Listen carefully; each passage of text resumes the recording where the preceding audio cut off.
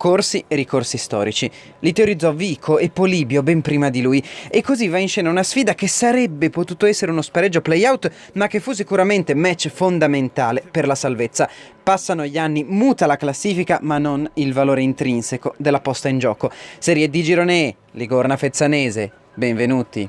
Subito Fezzanese con Grasselli, ma Pulidori vola. Sesto, angolo Ligorna, Grasselli devia, arriva Panepinto al volo e segna un gol pazzesco con una dedica davvero speciale. Vorrei dedicare questo gol a mia nonna che è mancata in settimana, quindi ha un doppio significato per me.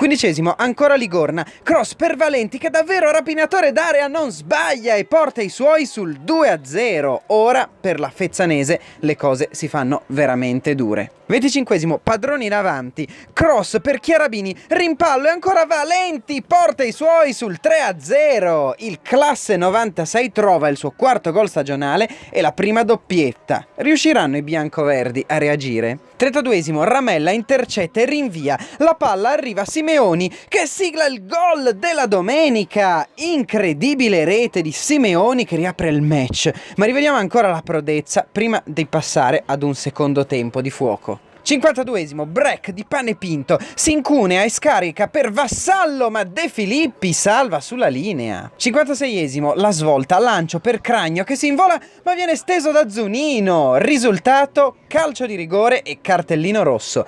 Rivediamo insieme la decisione del signor Vingo da Pisa. Avrà preso la decisione corretta? A voi il giudizio. Sul dischetto si presenta Capitan Baudi che spiazza Pulidori e riapre il match. 3-2 e Ligorna in inferiorità numerica. Voliamo al 90esimo quando Valenti cerca di difendere palla e dopo aver conquistato la punizione commette un fallo di reazione e rimedia il rosso. Ligorna in 9 uomini. Nonostante l'inferiorità numerica e la doppia rimonta, il Ligorna porta a casa una vittoria da grandissima squadra che sa segnare ma soprattutto sa soffrire.